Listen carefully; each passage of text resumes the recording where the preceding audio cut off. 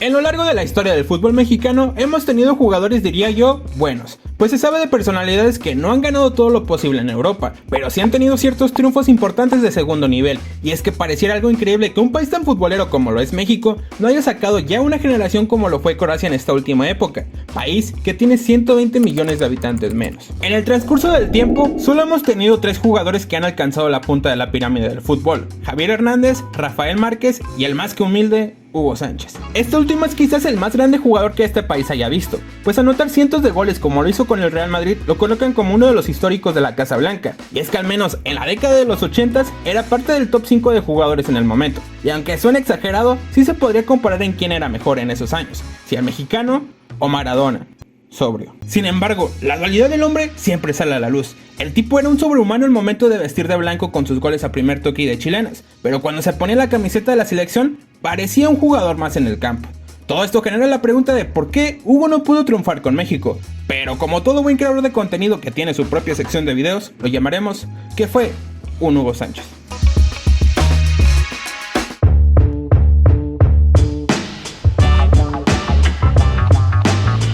El mexicano, antes de pasar a jugar profesionalmente para los Pumas, demostró ser una estrella desde muy joven, ganando el Mundial Sub-20 amateur con la selección, así como la medalla de oro en Juegos Panamericanos. Fue reclutado por el Club Universidad y con solo 18 años debutaba en el máximo circuito de la primera división, en unos Pumas que sí tenían una buena plantilla, quizás la mejor en su historia, con Caviño, Bora Milutinovic, Leonardo Cuellar y dirigidos por el húngaro György Márik. Viniendo siempre desde el banco, fueron buenas sus actuaciones. Con el paso del tiempo se fue afianzando en el cuadro titular, donde su calidad cada vez crecía más, que le bastó para ganar el primer título de liga en la historia de los universitarios, así como un campeonato de goleo compartido con su compañero Caviño, los cuales habían anotado 26 goles en la temporada, y por si fuera poco, terminó por conquistar una liga de campeones de la CONCACAF. En pocas palabras, en su carrera tan temprana había alcanzado un éxito total.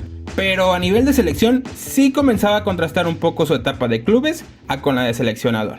El Mundial de Argentina 78 al lado de Qatar 2022 han sido de los mundiales considerados con más fracaso en la historia de nuestro fútbol, pues en uno pudimos evitar una actuación paupérrima despidiendo a un técnico que poco o nada le importaba a México, y en otro se fueron goleados por los equipos con los que compartían grupo: Polonia, Alemania y Túnez, quedando como último lugar del torneo. En dicho mundial, nada que culparle a Hugo Sánchez, pues era una selección bastante joven y con poca experiencia que no pudo ni meter las manos en los 3 partidos, aunque sí comenzaba a marcar el historial de fracaso tras fracaso que fue su paso en selección. Pero dejemos en pausa esto un poco y pasemos al Hugo en clubes.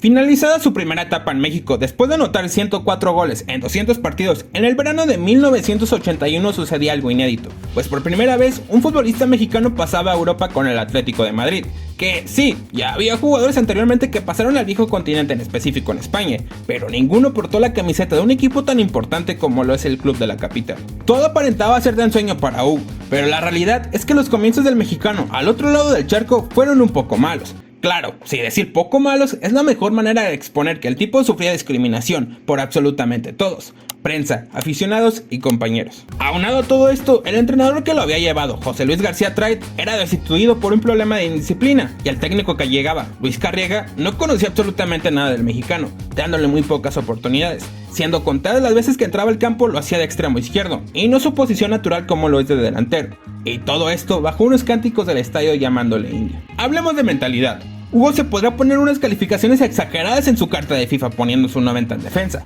juego que la verdad es poco creíble que haya tocado alguna vez en su vida, de la cual es criticado mucho, y lo acepto. Sí, se mamó, pero este ego que tiene fue el principal motor en su carrera de futbolista. El tipo se antepuso con su mentalidad a la gran adversidad que representa el que todo mundo esté contra ti. Estos primeros 3 meses de la temporada era un caos para los colchoneros, estando cerca de puestos de descenso, lo que provocó el regreso de García Trait, que de nuevo le dio la confianza de jugar en su posición natural, y a raíz de su primer gol con el club en noviembre, veríamos el ascenso de Hugo Sánchez.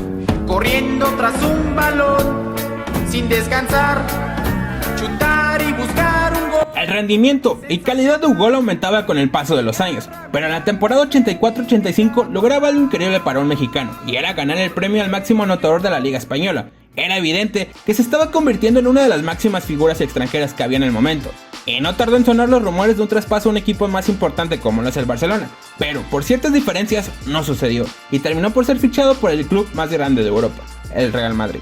Todo esto sucedió para una operación que en la actualidad sonaría ridículo, pues está por demás contar la rivalidad que hay entre colchoneros y blancos, y para que no se molestaran los aficionados, hubo una triangulación entre los equipos. El Atlético vendía a Hugo a los Pumas, para que este lo vendiera al Madrid. Bajo un estadio olímpico lleno, Hugo Sánchez iniciaba el camino para convertirse en la máxima figura del fútbol mexicano. Pero, hagamos un pequeño paréntesis para decirte que te suscribas al canal. Ya casi llegamos al estatus de ser reconocidos con la monetización, y si te suscribes, te prometo que algún día rifaré un Hasbulla de cartón con la camisa del poderoso Mazatlán. Ahora sí, hagamos un pequeño espacio para hablar de Hugo en selección antes de vestirse de blanco. Si alguien cree que este último año es la peor época del fútbol mexicano, padrino, es porque no te enteraste lo que fue la selección y liga a finales de los 70s y principios de los 80s. En el torneo local había un desastre con los árbitros que pararon una jornada entera, aunado que a nivel directivo todos los equipos tenían una amenaza de embargo por problemas del pago del seguro de los jugadores ante el IMSS. A nivel de selección, después de ser el peor equipo en Argentina 78, se vio un momento muy oscuro, pues los seleccionados hicieron un papelón en el premundial de 1981, torneo que daba los dos únicos pases para el mundial que se celebraría en España el año siguiente.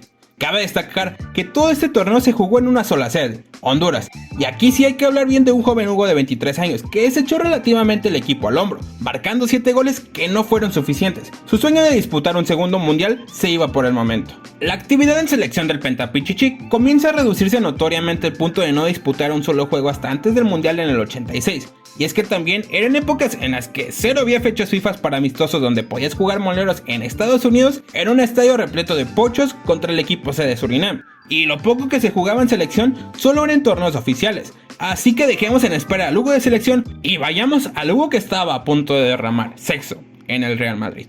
Hugo llegaba a un vestidor dominado por la Quinta del Buitre, nombre con el que era conocido el grupo de futbolistas que habían salido de las fuerzas básicas del Madrid, pero destacando principalmente a dos personalidades que junto al mexicano llevaron a un éxito al club, Michel González y Emilio Butragueño. Este equipo se convirtió en el mejor de España y de los mejores de Europa. Dominaron por completo la liga de 1986 a 1990, ganándola los 5 años consecutivos, y todo gracias a Butragueño y Michel, que aportaban a que Hugo Sánchez fuera un demonio. El mexicano se consagró como uno de los mejores delanteros del mundo, pues en todo este periodo logró ganar 4 pichichis, siendo el único que le faltó el de la temporada 1988-1989, donde marcó 27 goles. Pero este fue el causante de que el prime de Hugo despertara por completo.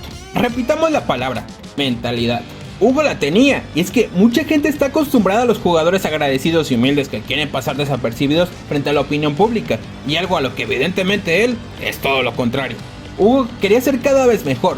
Fue tanto el daño a su ego de no ganar ese pichichi que en la Liga 89-90 dio su mejor participación en la historia, pues anotó 38 goles y todos a un solo toque. Nada de conducciones, nada de control, todo era a primera intención. Récord que sería roto hasta mucho tiempo después por Cristiano y Messi. Quizás la única deuda de él y toda esta generación para el Real Madrid es por qué nunca ganaron una Copa de Europa, que hoy conocemos como Champions. Pues el equipo tenía todo para hacerlo, pero por X o Y razón siempre terminaban un paso de la final, ya sea eliminados por el Bayern de Mateus o por el mejor equipo del mundo que había en esa época, el Milan de Gullit y Van Basten. Eso sí, cumplieron con un título internacional ganando 2 Europa League de ese entonces, de la cual el mexicano fue partícipe de una. Hugo tenía una característica principal, la técnica. Era un delantero prodigio que se desenmarcaba con facilidad y el estilo de su chileno lo elevó a otro nivel. No por nada es reconocido por anotar uno de los goles más bonitos que se ha visto. Así es, la fabulosa chilena frente al Logroñés. La otra es la que se viene repitiendo a lo largo de este video. El tipo era de una mentalidad tan enfocada en el fútbol que provocó hasta tener problemas de familia y con el vestidor. El tipo sabía que no tenía amigos, solo compañeros de trabajo, y quería ser reconocido como el mejor de toda la plantilla. Así que cuando los medios deportivos dedicaban sus portadas ya sea a Michel o Butragueño, el mexicano se enfadaba y al siguiente partido respondía con goles. Toda su etapa en el Madrid estuvo marcada por estos momentos, donde incluso por falta de reconocimiento estuvo a punto de abandonarlos e irse a jugar para Italia. Pero recuerden, padrinos, que como en la vida, todo lo que sube tiene que bajar. Y en 1992, por lesiones y diferencias con el director técnico en turno, llegaba el declive de Hugo Sánchez. La temporada 1991-1992 estuvo marcada para el mexicano por las lesiones, pues recordemos que el tipo venía jugando todo durante los últimos años, y amigo, cuando llegas a los 33 años las rodillas ya comienzan a costar. Dicha temporada jugó muy pocos partidos y las diferencias que había entre directiva y Hugo ya eran a peor, pues por el tiempo de recuperación, la llegada de nuevas generaciones para el club provocaron ciertos problemas entre el director técnico y el mexicano, negándose a viajar junto al equipo porque estaría en la banca. En el verano del 92 se hacía oficial. Hugo se despedía de España y regresaba a México después de ganar 5 pichichis, una bota de oro, 5 ligas de España, 2 copas del Rey, una copa de la UEFA y anotar 290 goles. Cuando llegó le gritaban indio, cuando se fue lo llamaban Hugo. Pero retrocedamos en el tiempo a 1982. Rodrigo Bentancur, presidente de Colombia, en algo inédito anunciaba la renuncia para celebrar el Mundial de 1986, argumentando la imposibilidad de atender todas las exigencias que pedía la FIFA, optando por destinar esos recursos para el desarrollo del país. Dicho torneo, como ya lo sabemos, se convirtió en México 86, que después de la tragedia que fue el terremoto del 85, pudo celebrar el que es considerado uno de los mejores mundiales de la historia, y que sería el segundo para Hugo Sánchez. ¿Cómo no convocar al mejor futbolista mexicano del momento? Era una figura a la que todos los niños de la época seguían y el protagonista principal de los comerciales. Y lo mediático que había sido el fichaje del nacido en Pumas por el Real Madrid había sido un hito en México, en el que todos y cada una de las personas que eran fan del fútbol optaban por ver a cómo fuese de lugar los partidos del mexicano en España. Y la expectativa de cómo sería su participación en el Mundial era enorme. Y claro que Hugo respondió a esas esperanzas, ¿verdad? De nuevo mencionamos mentalidad. Fue el principal motor para que la leyenda de Hugo se convirtiera en lo que fue en clubes, pero fue su más grande enemigo a nivel de selección. Hugo arribaba a la concentración de México poco antes del Mundial, en una plantilla que la verdad sí fue una de las mejores generaciones que hemos tenido. Pablo Larios, Javier Aguirre, Negrete y la figura del momento a nivel local, Tomás Boy, el cual fue el elegido para ser el capitán del equipo, algo a lo que evidentemente, ¿saben a qué no le gustó? Sí, Hugo Sánchez. La excusa para todo esto era que Maradona, el mejor de Argentina, era el capitán del equipo, y por qué no hacerlo también con México, algo que ocasionó algunos choques entre los egos que representaban estas dos personalidades. Al final, sí hubo cierta división en el vestidor provocada por estos dos.